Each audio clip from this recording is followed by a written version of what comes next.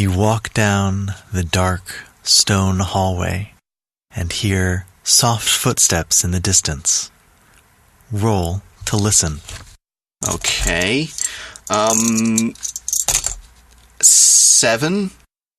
You think you hear something, but you're not sure what it is. Okay, guys. Well, we've just come into this cave, so I don't think it's going to be something bad. I'm going to try and light a lantern. Okay. Okay. Can I see anything when I shine the light down the corridor? Yes. Facing you down the corridor is a terrible big-toothed orc. Oh, no. Okay. Right. I guess we have to roll for initiative. Exactly. Like to see who goes first. Yep. Okay. Yes, 10. Cool. And I'm rolling for the orc. Okay, so who's going first? I'm going to try and shoot it with my bow. Right. You get to go first. All right, cool. 2. Okay. Oh, you don't hit the orc. Nothing the there. The orc charges you with a scream. Okay. Right. So, I'll introduce the article now. I'm Pat. And I'm Alex. This is English for You. And what we just did there was we played a minute or so of a popular role-playing game called Dungeons and Dragons, or D&D. So we're going to read through today's article and then explain all about what this game is and how we play it. Let's take a look. Reading D&D. Swords and magic on the kitchen table. Two friends in Wisconsin, U.S. created the rules for a whole new kind of game in 1974. Instead of a board game, it would be a storytelling game about bold adventurers, courageous knights, and powerful magicians. Their names were Gary Gygax and Dave Arneson, and they called their game Dungeons and Dragons, or D&D. It quickly became popular around the world. D&D is a game of imagination. There are no images showing players what their characters or environments look like. During the game, one player acts as a dungeon master, or DM, while others play as members of the party of characters. The characters visit interesting locations to look for treasure. The DM spins the tale of challenges they'll face and what wicked monsters they'll fight. Problems along the journey can be solved by fighting, using magic, or through dialogue. Either way, players use a set of dice, often big ones with 8, 10, 12, or 20 sides. The company that makes D&D offers books of adventures that are pre-written for groups to use. Often, though, groups think it's more fun to make up their own adventures to play through.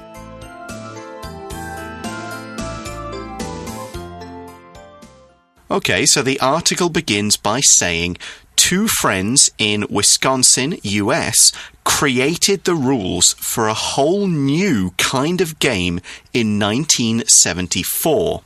So here we see the verb create. To create means to make something completely new or to combine existing things in a way that is new. And either process uses someone's imagination or someone's creativity. Creativity is the noun form. It's C-R-E-A-T-I-V-I-T-Y, creativity. We usually use the verb create for artistic things or similar ideas that use more of your imagination rather than just kind of putting bits together. Here's an example. The students created their own short play and performed it for the class. That's right. The article says, instead of a board game, it would be a storytelling game about bold adventurers, courageous knights, and powerful magicians. The article says here it will be a storytelling game.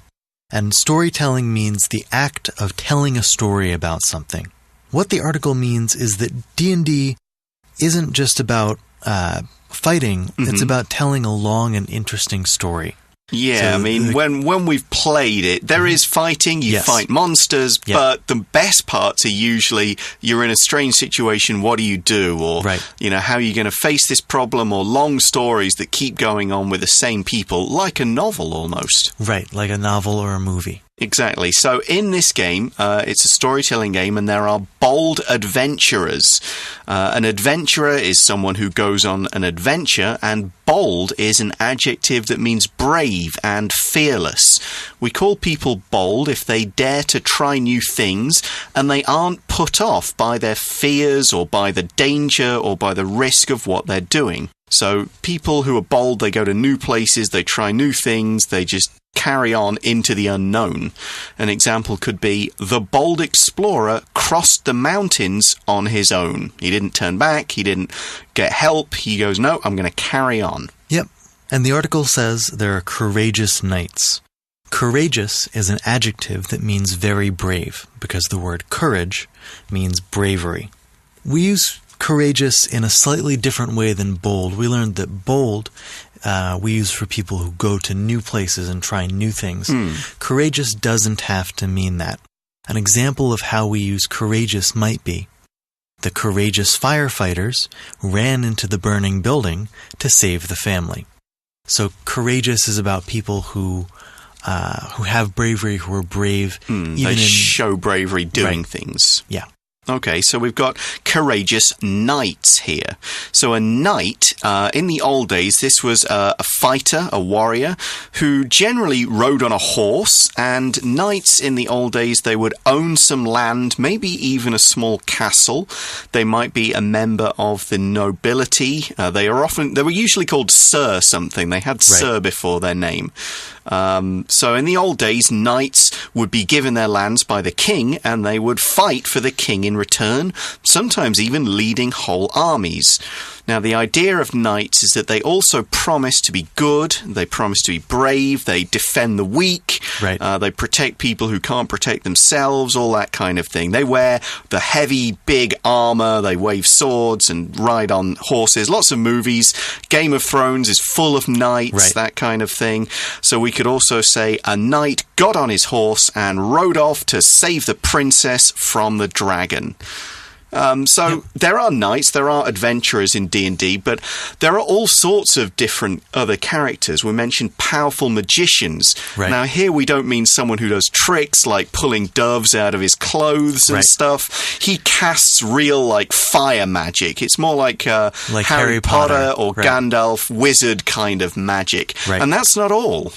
There are other characters too, right? There are lots of different adventurers. Adventurer just means anyone who goes on an adventure. And so the players might be, one of them might be a strong fighter. One of them might be a powerful magician. And another might be a very quiet, sneaky thief person. Yeah, who kind of robs from the bad guys. You also have people who use magic to heal each other, or people who communicate with animals and live in the forest. You can have elves and dwarves and all of those kinds of fantasy races. So lots of stuff to do with D&D and the characters. But let's get back to the game.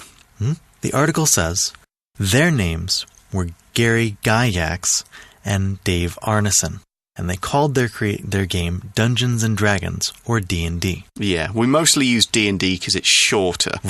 Okay, so what's a dungeon?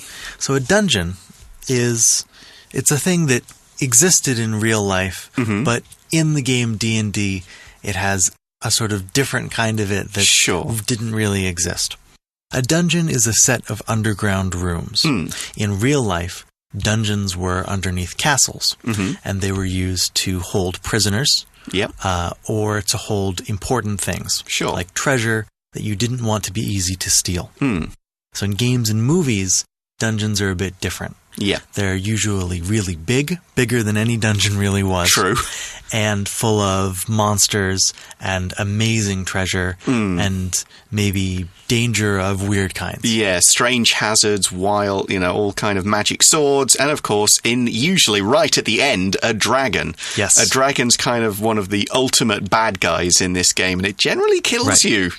Well, they're pretty dangerous. It's dangerous, but it comes from these ideas, the old stories about dragons, that in the Western stories, dragons had treasure in a mountain. Yes. So in the game, one of the things you do a lot, you go into a dungeon, you fight monsters, you get treasure, and maybe fight a dragon at the end. So we also see from the article, that's D&D, quickly became popular around the world.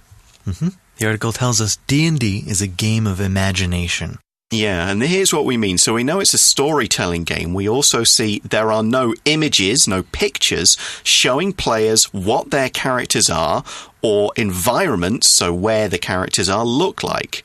Now, I have played this game where people have used maps and people have kind of used sometimes even models, particularly in the fighting parts.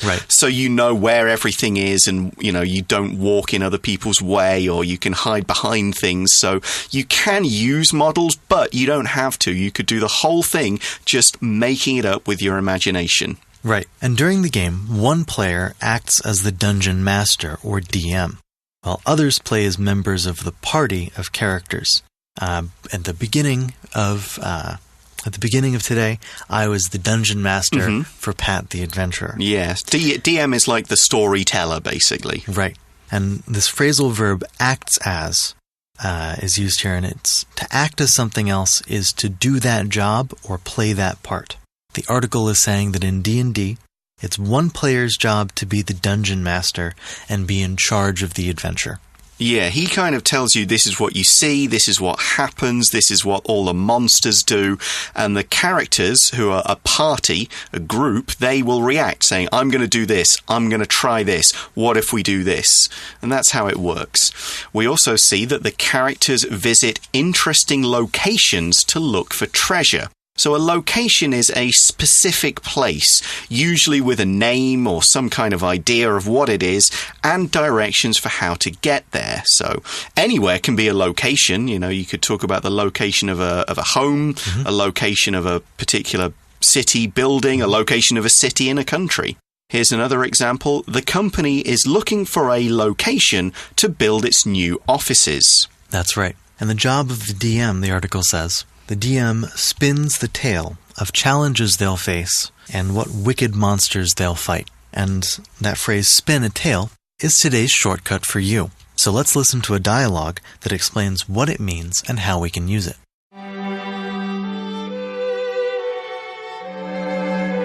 Shortcut for you.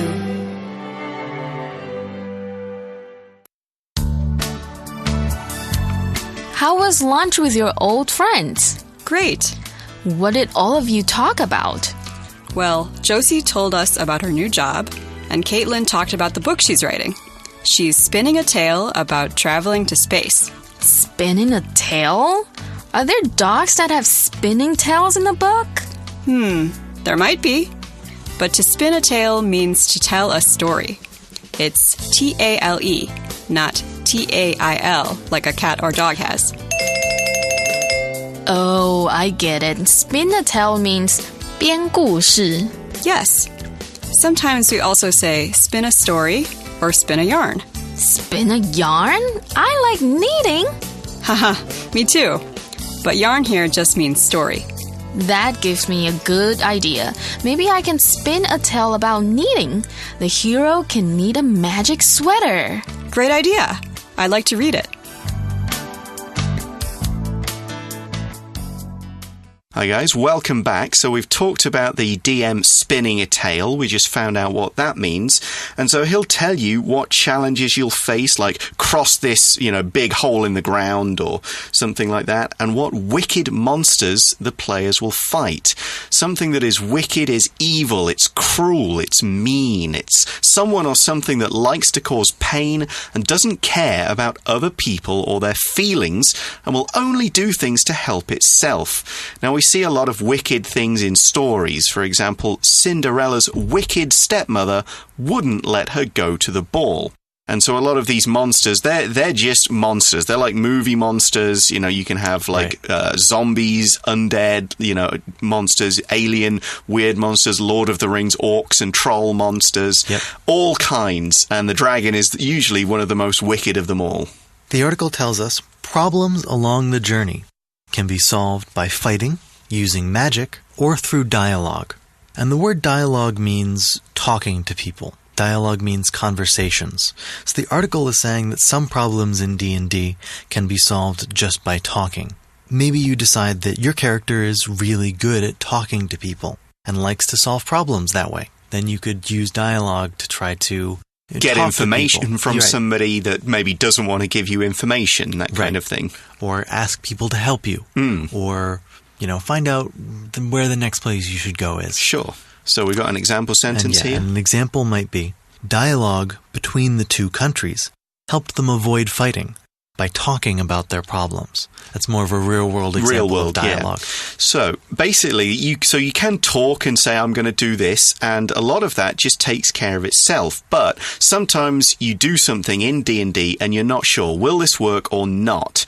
And in those situations, and all the fighting and a lot of the magic, we see either way, players use a set of dice, often big ones with 8, 10, 12, or 20 sides. Now, you should take a look at these dice online because it's pretty cool to see these dice that are not just the normal 6-sided ones. Because a dice is it's a 3D shape, usually a 6-sided cube with a number on each side, and you use it in any kind of game of chance or when you need to roll to see how far your piece moves or anything that involves probability and working out will it work or not. Things like, okay, to beat this monster, you must roll, 4 or more, or 6 or more, or 7 or 20 to actually win. The higher the number, usually the more difficult the challenge or the more successful you are. Right. The article says, the company that makes D&D offers books of adventures that are pre-written for groups to use. Let's look at that pre-written adjective. The prefix pre means before. So you can buy books of D&D adventures that are already written for you. They are pre-written if you don't have time to write your own. Yeah, it can be difficult if you're the DM to think up everything that's going to happen, and it takes a lot of time to prepare. But so you can do a pre-written one, something where you've got everything in front of you, you know what'll happen. The article also says that often, though, groups think it's more fun to make up their own adventures to play through, something like that. So, yeah, I've used a lot of ones that I've made up, just kind of drawn maps, figured out who the bad guys are and what they want, and so on. It usually is more satisfying to do that. Right. But maybe if you're just playing for the first time, it's easier to use a pre-written adventure, so so you're sure of the rules. Now, there we use the phrasal verb make up, and that just means to create something using your own imagination. So you could make up a story, you could make up an excuse, and the idea is you're doing that with your mind, with your imagination, rather than using something someone else has already prepared. You're not just reading off a piece of paper, that kind of thing.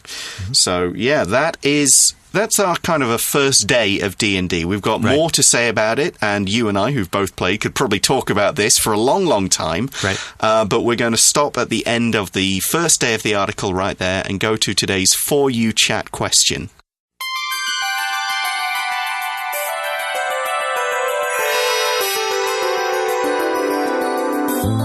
For You Chat.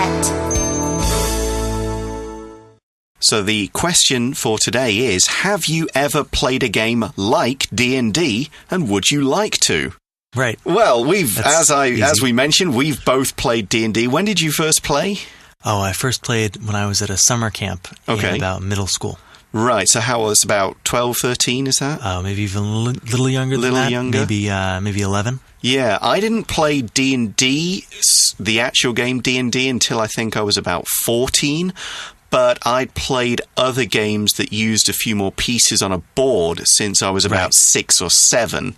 Again, with adventurers fighting monsters. So I'd already sort of played those versions, and D&D was kind of like, this is the game where there's fewer just rules and dice rolling and more imagination and having fun with a group. So, we can ignore the second part, would you like to? But yeah, I've played lots of D&D, both as a player and as the DM, the storyteller. Which do you prefer?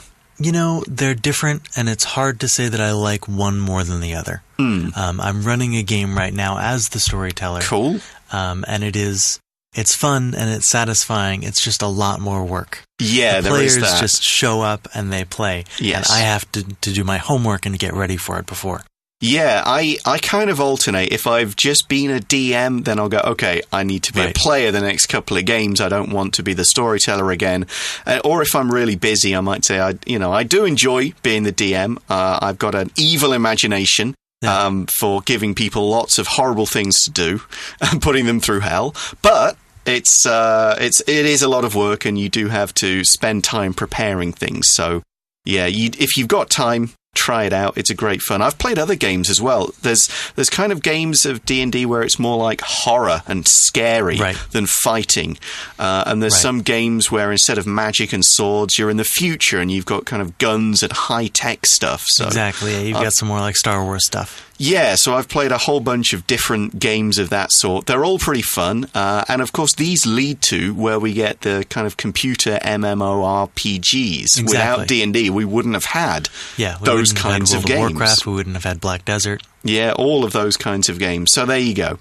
Well, that's all the time we've got right now, but do join us again tomorrow for part 2 of our article, D&D, Swords and Magic on the Kitchen Table. See you then. Bye for now. Bye for now. D&D.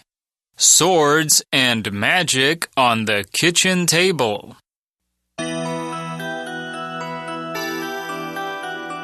Two friends in Wisconsin, U.S. created the rules for a whole new kind of game in 1974. Instead of a board game, it would be a storytelling game about bold adventurers, courageous knights, and powerful magicians. Their names were Gary Gygax and Dave Arneson, and they called their game Dungeons & Dragons, or D&D. It quickly became popular around the world. D&D is a game of imagination. There are no images showing players what their characters or environments look like. During the game, one player acts as a dungeon master, or DM, while others play as members of the party of characters. The characters visit interesting locations to look for treasure. The DM spins the tale of challenges they'll face and what wicked monsters they'll fight. Problems along the journey can be solved by fighting, using magic, or through dialogue. Either way, players use a set of dice, often big ones with 8, 10, 12, or 20 sides. The company that makes D&D offers books of adventures that are pre-written for groups to use.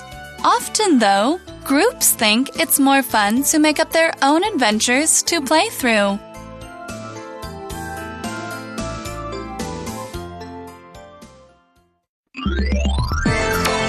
Vocabulary Review. Create. This funny cartoon was created by 2 art students at NTNU in Taipei. Bold. You're going to go rock climbing on this high mountain? That's very bold of you. Knight. The knight fought bravely against the dragon in order to save the kingdom. Location. Kylie asked her friends to send her their location so she could easily find them. Dialogue. The writer hoped his recent work would start a dialogue about the country's political system. Wicked. The Wicked Witch put a spell on some people and turned them into monkeys.